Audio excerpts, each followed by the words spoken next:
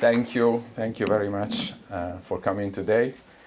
I'm really honored to be here in front of my people and in front of my students, my colleagues. Also because this book is born out of the conversations that we had during the years in class and outside of the class. So it's really in dialogue with you that this text took shape.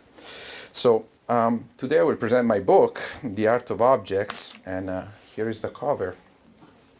The book deals with the art of objects. So how industrial objects became pieces of art, bearers of meaning, and symbols of a way of being modern. And it's also about the birth of industrial culture. So how industry became producer of culture, of meaning. My talk tonight will be divided in three parts. So first, I'll offer some remarks on the method of my book. Second, I'll analyze a few case studies that are part of the chapters of the book. And in the third part, I'll draw some conclusions. So the object of my research is the period in between the end of Italy's Risorgimento, so the process leading to Italian unification in 1861, and the early years of fascism, which began in 1922.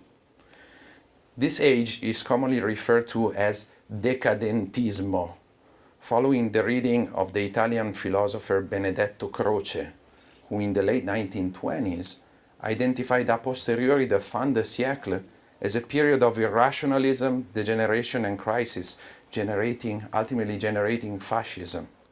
So watch out, because the word decadence, decadentismo, in Italian means only decay, whereas in English it means both luxury and decay. So that chocolate was decadent. It means that it was great. Okay, so the metaphor for this state of luxury and decay in that period was the city of Byzantium, so the city of Constantinople, which was in a state of constant decay for 1,000 years. But it's also a city which we associate with luxury, wealth, and kind of precious kind of lifestyle. So decadentism in the Italian context means only something that relates to decay. But there is also the other part that I want to kind of emphasize also tonight. In fact, this age is also referred to, on the other hand, as the age of modernism, or Belle Époque, characterized by rapid industrialization, a plethora of new inventions, and a spread thrill for modernity. So what you see here in the image is the Grande Albergo Campo dei Fiori. It's an immense hotel built on top of a mountain of 1 kilometer height. So despite its actual decadence, it's been left in decay for the last 5 decades. It's kind of like the Italian Titanic. It was actually a symbol of an overconfident culture, able to build such a massive structure at 1 kilometer's height. It was actually the first building built on top of a mountain of this size. So this tells you of how overconfident this culture was. So the term modernism, however, didn't have much fortune in Italy, because it mainly referred to a heresy that developed in the early 1900s in the Catholic Church, condemned by Pius X in 1907 in the encyclical Pascendi Dominici Gregis. Only in recent years, the term, which is instead common in reference to other European cultures, started to apply to Italy as well, and even in a literary context, not just in the context of architecture. So in considering this age, now both decadence and exciting progress, as also reflected in the two terms, into narration of fin de siècle and Belle Époque, I deliberately avoided a political timeline. And I decided instead to focus my attention on the first 50 years of Italy's industrial venture. And I arbitrarily cut the birth period of Italian industrial culture in the years between 1878 and 1928. So, 1878 certainly marks the end of Italy's Risorgimento, with the almost concomitant deaths of two of its protagonists, like King Victor Emmanuel II and Pope Pius IX, but also the beginning of Italian industrialism with the passing of the first protectionist laws and the excitement for Italy's participation in the Universal Exposition of Paris, documented in the Mondo di Amici's report on the event entitled Ricordi di Parigi, Remembrance of Paris. On the other hand, 1928 symbolically represents the end of an age, right before the financial crisis of 1929 and the end of the Questione Romana after the signing of the Lateran Pacts, which give rise to the Vatican City, but also the beginning of Italian design as an independent industrial culture with the launching in 1928 of Gio Ponti's journal Domus. So as an intellectual, you can choose many angles, perspectives, or historical moments to read your present. But what caught my attention in those years?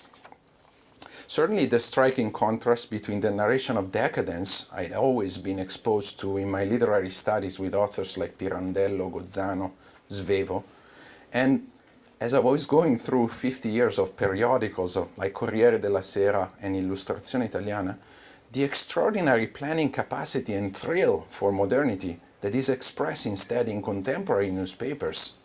So sometimes you see that literature is a very high pitch on a culture, and literature gets only a partial view of a culture. And what I want to reconcile was the other part. So in addition to this personal interest in somehow rescuing the age from a split or a partial approach and restituting its full vision, I also noticed a couple of phenomena in these years that were particularly relevant for reading our own modernity too. First, the awareness of being in a prolonged state of transition from a verbal to a visual mass society with the advent of photography, advertising, and cinema, and from the humanist ideal of culture to its new industrial form as a commercial product. We can see this in this really shocking ad, where a work by the celebrated literary critic De Santis is equated on the same page with an ad for pills against hemorrhoids. So this transition is also a time where new languages are formed. So radio, advertising, design, but also if you think of us, installations, e-novels, social media. Secondly, what struck my attention was in these years, the intense dialogue or investigation or resistance, what in my work I call cultural negotiation, between the ongoing modernization, introducing an unprecedented set of res nove, so radio elevators, refrigerators, telephones, cars, cinema, flight, and Italy's lively background tradition, which, unlike other countries, interrogated and challenged their implications on human experience. So when they come to Italy, new technologies and products become immediately culturalized, absorbed within a past that questions them. Against this background, which singularly defines also the condition of our own modernity, characterized by an analogous acceleration and by a similar number of life-changing inventions like TV, computers, cell phones, internet, tablets, under constant negotiations, I began asking myself, what method can I use to address the culture of the fin de siècle or Belle Époque as a whole in its complexity and without polarizations? How did it really appear from within? How do we look at it from afar now? We can't really understand what post or late modernism is, so our age, without figuring out what the actual experience of modernism means. First, rather than separating the highbrow perspective of literature and the visual arts from the so-called material cultures through compartmentalized histories, I decided, with some degree of craziness, to combine several points of view on the age and to reconstruct it holistically through a study of the interplay of industry, politics, society, media, literature, and visual arts, in the endeavor to bridge two worlds, industry and culture, which have been arbitrarily separated. If you think well, both industria, which in Latin means laboriousness, and cultura, which in Latin means cultivation, they both refer to the same human activity of bearing fruits or implementing our human experience. In this sense, my deliberate focus on the oxymoronic notion of industrial culture represents an attempt to investigate a similar point in between, where the spiritual intersects the concrete and the intellectual the material. To respond to the second question, how did industrial modernity appear to Italians from within? The answer instead was immediate and much simpler. For those who lived at the time of Italy's first industrial revolution around the 20th century, modernity strikingly manifested itself as an unprecedented invasion of items and appeared under the form of a new civilization of objects. We can deduce this from the chaotic display of objects in universal expositions and from their clattering the pages of contemporary newspapers, transformed into virtual showcases of products. Some of them are really strange ones, like the swinging bathtub or the anti-cholera armor in the year of cholera in Naples, 1884. It's a great study on fake science when you observe things 100 years later. Objects appear in contemporary expositions, ads, social debates, literature, art, and philosophy, and embed for intellectuals and the masses an ambivalent experience of industrial modernity, suspended between the excitement for and resistance toward its novelties. As commercial items start to enter the space of literature, they convey for Italian readers the impression of modernity as a phantasmagoric and ephemeral museum or theater of items, as documented in the early record of the Amici's visit to the 1878 Paris World's Fair, or later in Aldo Palazzeschi's poem La Passeggiata. So I'll read you the translation of the first quote. The Amicis goes to Paris, the World's Fair, and says, "All the gold, gems, lace, flowers, crystal, bronze, paintings, all the masterpieces of industries, all the seduction of the arts, all the galas of wealth, all the whims of fashion are gathered and exposed here." Whereas the other quote is a poem that doesn't need translation because it's basically a collection of brands and ads that are transferred from the newspapers into the poetic space. So ephemeral pieces that enter the eternal space of art and poetry. At the same time, objects also appear as enigmatic sights in the rediscovered genre of still life painting, in photography and impressionism, as pieces of a collection, as in the house of D'Annunzio's character Sperelli in the novel Il Piacere, or even as junk, as in Gozzano's L'amica di Nonna Speranza. This is a poem where they are listed as nostalgic relics of a present of 1850, now turned in the 1907 time where this poet is speaking, into an outmoded present. So these objects are fascinating, but are also outmoded. So moda, fashion, is fascinating just for a very short time. Then it becomes a ruina, a ruin. Following this insider's perspective, I chose objects then as pivotal points, mediating social life, cultural history, industry, and the arts.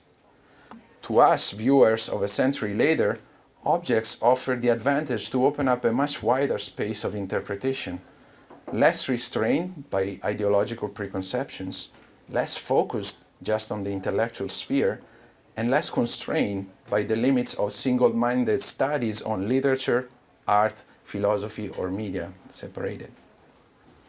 While many new fascinating objects appeared on the market in this period, some of them with an incredible impact on social life and urban planning.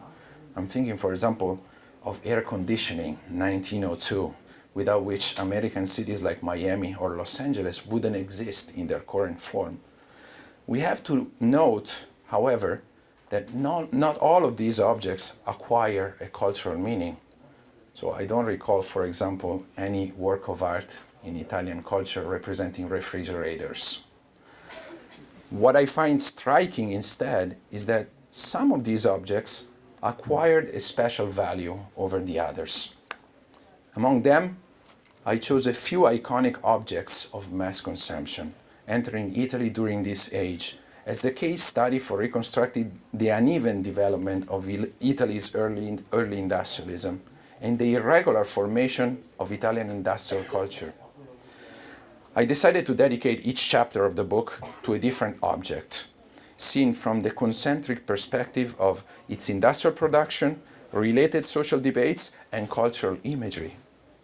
So the book, and this is the summary, therefore reconstructs the origin and the early phases of Italy's irregular path to industrialism through the cultural history of its new objects, so wristwatches, cameras, bicycles, gramophones, radio, cigarettes, toys, clothes, and furniture items.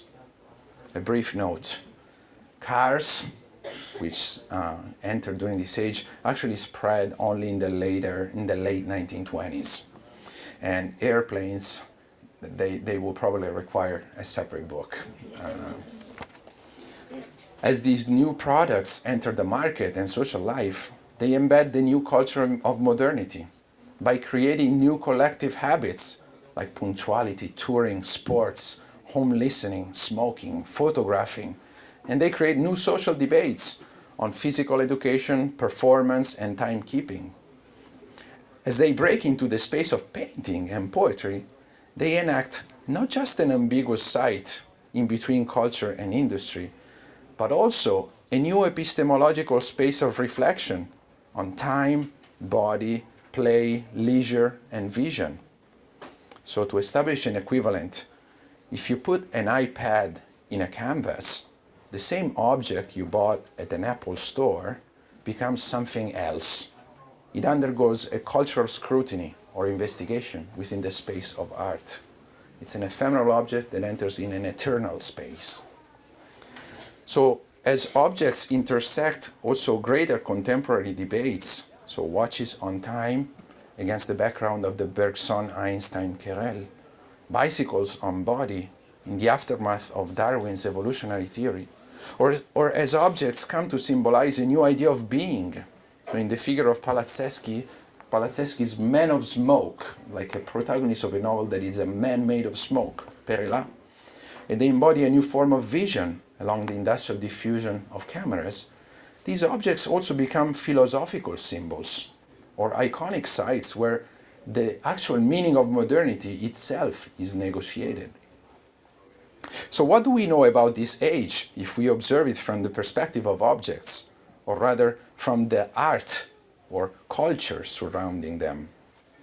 First of all, we gain a broader cultural narration of Italy's transition to industrialism, combining together the art, society, and a wide variety of media and languages, so photography, gramophones, radio, advertising, and also including industry, which is a deciding factor there. Secondly, we obtain a different portrait of Italy's so-called imperfect modernization. These objects, in fact, not only document the constellation of irregular events generating Italy's early industrialism, but also reveal its experimental laboratory. So in the culture surrounding industrial objects, or as I call it, in the art of objects, we find indeed an intermediate ground between intellectual life and the material world. In their techne, from the Greek word for art, which also means technique and technology, we find a space in between, which in my opinion sheds light on the most distinctive behavioral character of Italian modernity, namely its structural imperfection, its prolonged hybridity, its constant state of mediation of multiple and opposing forces, so past and the present, the secular and religious culture, arts and industry. So what is this book about then? What do I argue in it?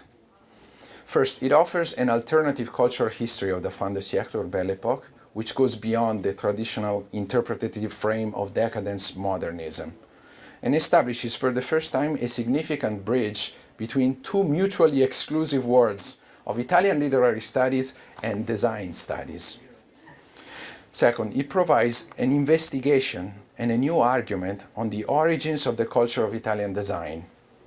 So while some scholars identify the origins of design in rationalism and the Novecento movement in the 1920s, or others in futurism and the evolution of the liberty style, I locate it instead in the experimental and irregular industrial culture generated around objects since the beginning of the Industrial Revolution. Third, the book proposes an inquiry into Italy's original way to industrial modernity, allowing us to define its characters, that is, to identify the roots of its successful model in the aftermath of World War II, and to observe the present changes in our culture. So, design and industry are intellectual endeavors, as much as culture is an industrial reality. What I argue in the book is that Italy's so-called incomplete modernity does not mean a flawed one.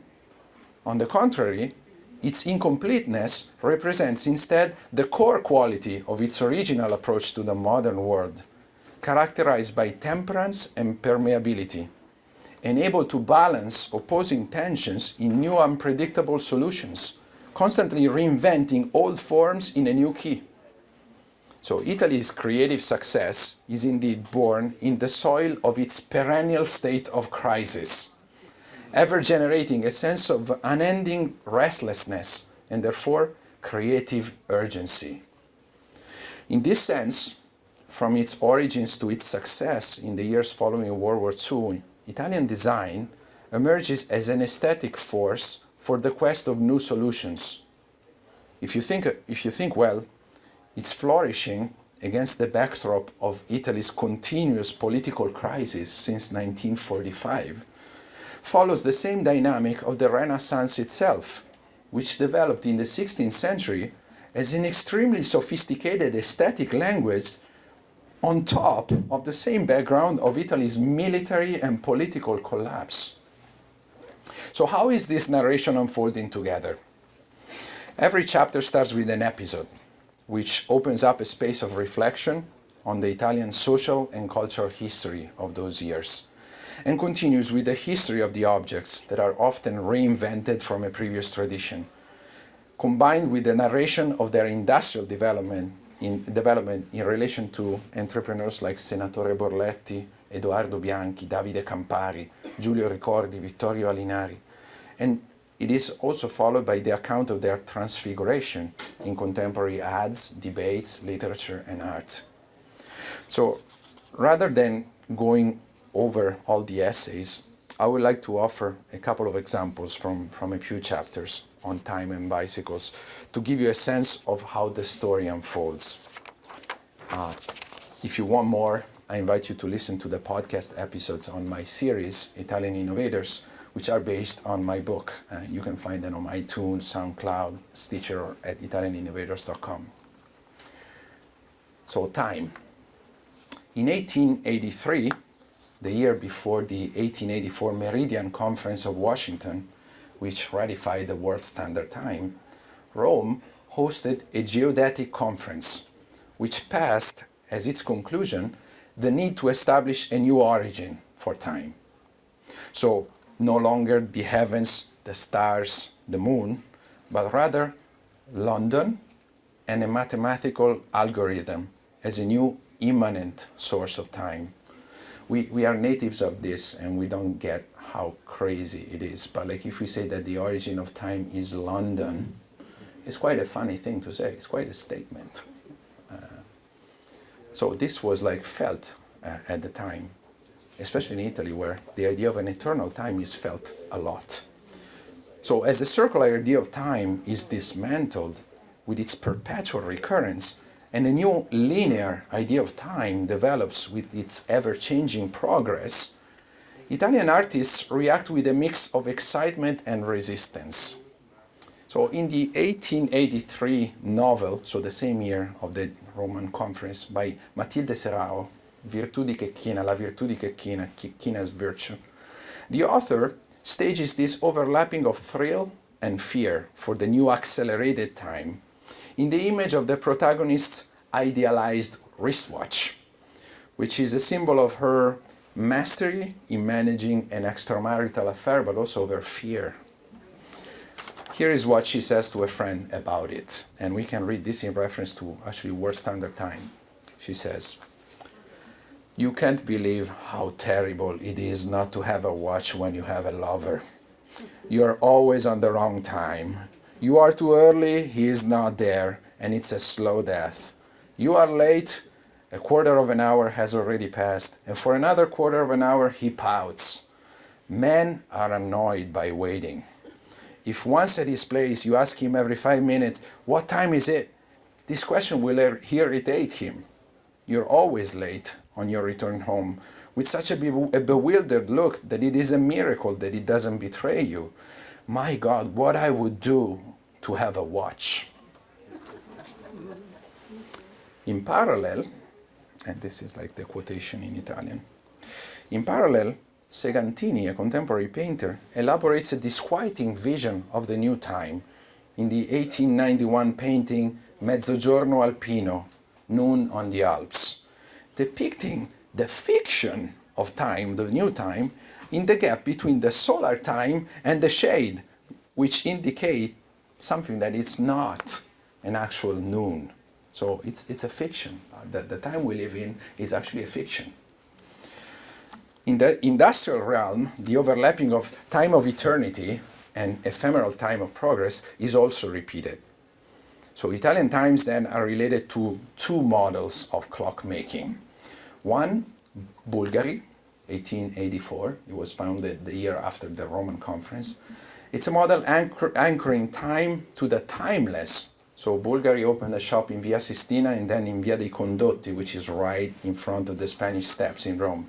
So relating timekeeping to antiques, jewels, that is something that is everlasting, and to Rome itself, the eternal city. And the other model is Borletti. In 1896 they opened. This is an ad of Borletti, which is also the cover of the book. And it refers to a productive time.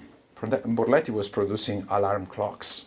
Now what is interesting is that like Borletti, which produces the time of progress, the time of production, feels the need to anchor this time to culture. In fact, you see like the factory with the model of a disc thrower. It's the famous statue from the ancient world, holding not a disc but like a clock. So it's a hybrid time overlapping everlastingness to progress. Now, Borletti will be involved in the relationship with D'Annunzio, the Italian greatest poet of the time. And Borletti will actually ask D'Annunzio to name his business. His business is La Rinascente, after making a lot of money with clocks, but above all with bomb fuses during World War I. Borletti acquires a department store in Milan, which was owned by the Bocconi family, which then endowed the Bocconi University, and turns it into a new model of department store offering high-end clothing. And D'Annunzio, the poet, is the one who gives it the name, the brand, La Rinascente, the resurgent. Now, Borletti manages also to acquire the rights of the publication of D'Annunzio's works. He was the coolest, hottest author in Italian literature, and he gives the text by D'Annunzio to a relatively unknown typographer. His name is Arnoldo Mondadori. And Mondadori publishes D'Annunzio's works and becomes pretty much what is like the most renowned Italian publisher nowadays. So industry is always anchored to culture.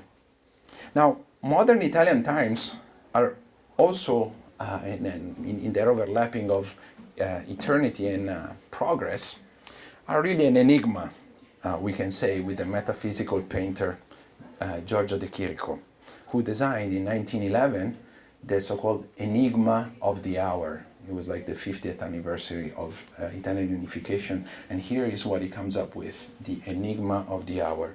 This is what is shown here, especially in the clock that you see on top of a station, train station. It's a hybrid time of everlastingness. So this is a stock clock that will always remain at 2:55, probably p.m., even though the shade is not the shade of a 2:55 p.m.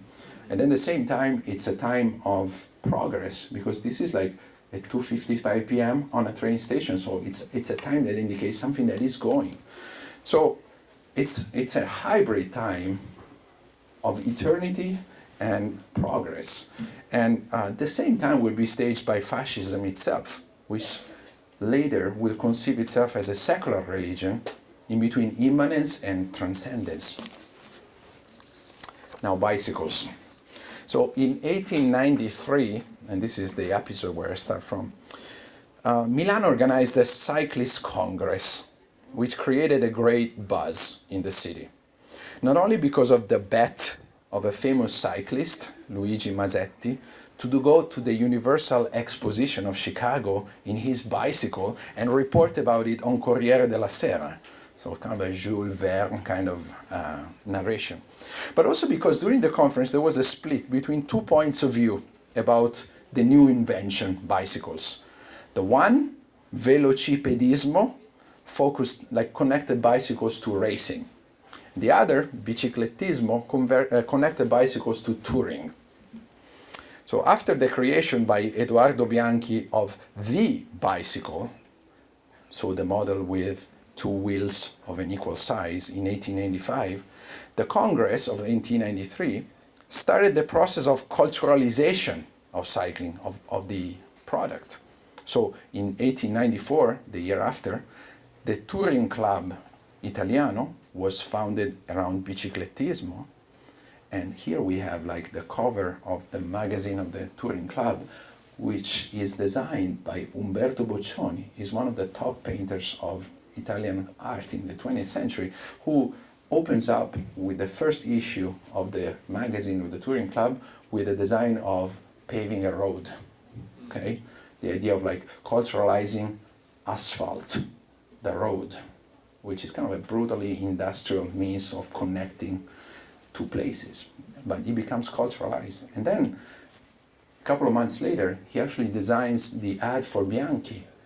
Now, if we have like the top Italian painters that is designing an ad for a brand, for an object, it's like saying, well, Jackson Pollock is designing like the last commercial item that you buy in whatever department store. So this is a model, something that is interesting. So on the one hand, Touring Club Italiano, and from velocipedismo, there is the creation of Gazzetta dello Sport, which is the newspaper that generates the Giro d'Italia, the cycling tour of Italy. So the Giro d'Italia would be the outcome of this velocipedista movement. And like tourism, both of them, they enforce the same idea of exploring the national body and setting it in motion. So the stages allow you to tour around Italy and get to know it and set it in motion through bicycles. It's quite incredible that bicycles also started to appear in literature and in painting, defining the fear and excitement toward a new idea of culture, no longer transcendent and circular, but rather ephemeral and tied to current trends related to fashion. So I analyzed texts by Gozzano, Due Strade, Pascoli, La Bicicletta, De Amicis, La Tentazione della Bicicletta, Pirandello, Mondo di Carta, so top authors that write about bicycles, where bicycles appear as objects of temptation and resistance, often associated with women and lust. So like the golden wristwatch, they indicate a modernity that is desired but also feared. So lastly, in observing the painting by Boccioni himself, Dinamismo di un ciclista, which is one of the top paintings of the 20th century, which re-elaborates on the graphic project for Bianchi that we saw on La Rivista del Touring Club, I see the relationship between bicycles and the contemporary philosophical re-evaluation of the body as culture, for example in Nietzsche, who says that our body is our reason, or Darwin, that says that the body is the site for evolution and metamorphosis. So here you have an image of a bicycle. This is the cyclist, the 2 wheels, how the same bicycles becomes an abstract concept indicating the energy, the muscularity, the movement of our modern life as a whirlwind of things, okay? So they become symbolic objects. You see the transfiguration from like a product that you buy into this, which is an abstract language. So I can tell you more later about this. I want to steal all your time. But I'll show you some of the images that are contained in the book. And this is related to the chapter on gramophones and the chapter on Giulio Ricordi. It's actually the second episode of my podcast, so go listen to it. It's about like how Ricordi, who is the sponsor of opera, the patron of Verdi and Puccini, became the father of Italian advertising, inadvertently, through the collaboration with the best illustrators and designers of his age, first in creating opera posters, and then in creating ads for contemporary brands that are made by really top illustrators. So this is an image of Germania, which is an opera that is attended by a gramophone agent, an American gramophone agent. Gramophone starts in the US, and he comes to Europe through these agents that were coming in Italy, in France, going to England, to record the voices of famous people. So this agent, Fred Geisberg, came to Italy to record the voice of Pope Leo XIII. He was traveling from London to Rome. He stopped in Milan, where he went to La Scala, the theater, and attended an opera, Germania, by Franchetti. It's not a particularly important opera. What happens is that in this opera, there was a young singer, Enrico Caruso, a Neapolitan singer that no one knew. And Geisberg listens to his voice and understands that his voice is the ideal voice for gramophonic recording. So out of his pocket, he basically hires Caruso for an hour to sing in the gramophone in his own hotel room in the Grand Hotel of Milan. It was April 11, 1902. He hires like an accompanist, Cottini, and records like this hour on a record. It's on the Victrola system. Well, this record is the first record that sells 1 million copies. And this record generates the record industry. So the idea that recording, gramophony, was meant to record pieces of entertainment, not pieces of a trial. Okay, so that's kind of defining shift. To go back to the operas and the production of operas, basically Ricordi mastered, he was a producer, publisher of scores, musical scores, so he mastered the technique of chromolithography, which is the technique to print and on the same page images and words. So if you print a score, that's pretty much your key technique that you need to use. And through this technique of chromolithography, he hired like the top illustrators to create like visual representations of his operas. So this is La Bohème. Some of these representations were shown, for example, this one in 1895 at the first Biennale di Venezia, so the art exhibit of Venice. And it was noticed by the owner of a department store in Naples, who actually started to ask Ricordi to use his illustrators to illustrate his own department store, and then from there, all the other brands. So here are some of the posters by Ricordi designers for other brands. Okay, these are really beautiful, and they're in the book. Ricordi goes as far as creating posters for gramophones, which are actually the enemy within, because like gramophones are the object that kills opera, because through gramophone you can't go to the theater, you just can listen to the opera in your living room. So Ricordi even goes as far as like advertising gramophones, which basically kills his own business in opera. So these are some of the other images. So now the concluding chapter, which is on the foundation of the journal Domus by Gio Ponti, who is the kind of the founding father of Italian design. So in the concluding chapters, I discuss about it. I discuss about the link between the design movement and fascism, and the key characters of design as they emerge from the study of the art of objects. So the start of Domus coincides with the first coherent organization of the design movement and the rationalization of the language of design as an asystematic philosophy of gesture. In Ponti's view, the designer represents the embodiment of a new modern artist or intellectual, capable of detecting in tradition the occult forces that once made it alive, and of channeling them into the reinvention of new forms. So in parallel with Domus, fascism constitutes an indirect source for the evolution of the Italian industrial project, or the design project. On the one hand, the regime's nationalist need to promote an Italian original style forces Italian designers to actually define Italy's distinctive elements in the design of space, as in Ponti's idea of La Casa all'Italiana, the house done in the Italian way, or of clothes, with the creation of the Institute of Italian Fashion.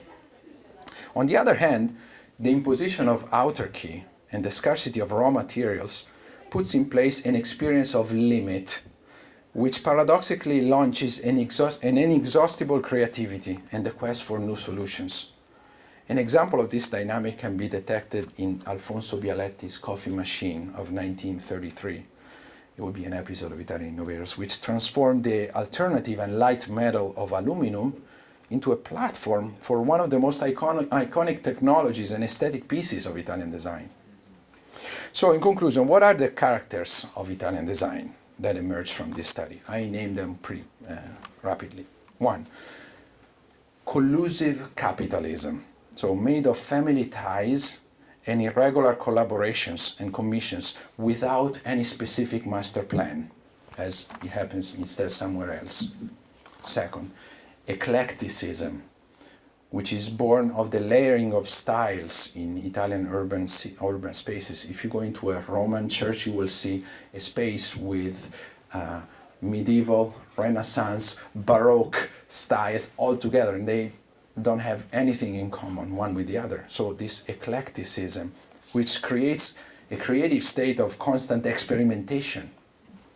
Third, the idea of pursuing distinction from standard, or in other terms, a radical quest for uniqueness, as an attempt to originally synthesize Italy's participation to the present modernization with its need to safeguard, but not sacralize, its long past and tradition. And the last one is the aesthetic or cultural surcharge. So the discourse on beauty can be a little bit tricky. Beauty is not a patrimony which is unique to Italy, as sometimes a certain kind of rhetoric wants us to think. But Italian beauty has a distinctive character in its hybridity, or rather in its temperance, in combining opposing forces, so pagan, Christian world, the old, the past, into new synthesis, always. So in conclusion, what is the character of Italian modernity as it emerges from the development of design? The aesthetic design of objects, or as in my title, the art of objects, certainly constitutes a way to find a competitive niche for Italy's belated industrialism. But most importantly, it also envisions a cultural model of a restless modernity, in continuous state of self-adjustment, unceasingly searching for new unpredictable styles out of the fusion of past and present. So succinctly, we can just say, from the design of an Italian style in objects to designing an Italian way to modernity. Rather than a weakness, thus, this prolonged incompleteness defines the distinctive character of Italy's early industrial age and the structural condition for its later success in the post-World War II years. The renaissance of the 20th century in Italian fashion and design and the ongoing appeal of the artistically driven model of Italian lifestyle are just reflections of Italy's so-called incomplete modernity. So these are just a few initial thoughts on my work, but if you have questions on the general idea or on the specific objects or any other curiosity, I'll be happy to answer now. Thank you.